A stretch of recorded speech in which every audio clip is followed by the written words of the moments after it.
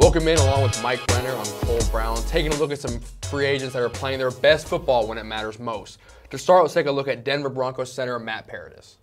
Yeah, Broncos center Matt Paradis burst onto the scene, that sort of stretch run back in 2015 with the Broncos when they won the Super Bowl. Was fantastic down that stretch. Was one of the best centers in the NFL the season after. Took a little bit of a step forward, but was back at his best this year in his contract year.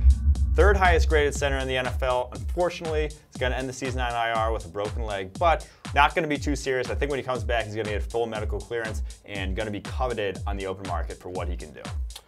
Next up, we have Dallas Cowboys defensive end Demarcus Lawrence. Yeah, Demarcus Lawrence really burst on the scene. Huge year last year in 2017, excuse me. Dallas Cowboys said, prove it, franchise tagged him, and well, he's proving it. 11 sacks already, 9 hits, 30 hurries, 89.1 overall grade. He's doing it all over again.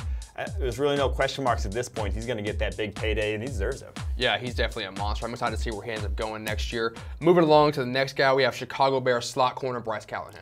Yeah, Bryce Callahan, going to be pigeonholed probably as a slot cornerback, but I think is gaining more and more value in the NFL today. Yeah. Teams are more and more willing to pay those guys, and he's probably, in my money, second best slot cornerback in the NFL at the moment. 80.3 passer rating against this season, and he's also fantastic as a blitzer. Some teams could covet him for that skill as well. The most pressures of any quarterback in the NFL this season, 13 pressures. He really can do it all.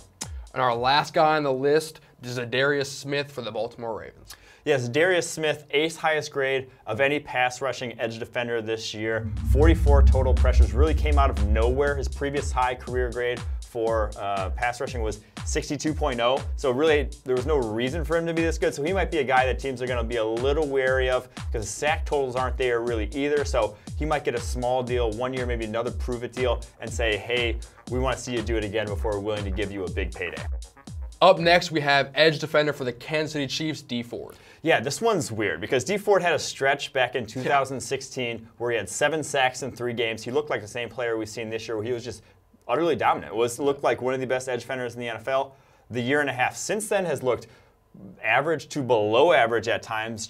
I think he's a guy who really relies on the speed, the elite burst to be able to bend the corner once he's a little dinged up, once he doesn't have that, all of a sudden he's getting pushed past the pocket. This season though, he's had that burst, has had that bend in his ankles to be able to turn the corner, push the pocket.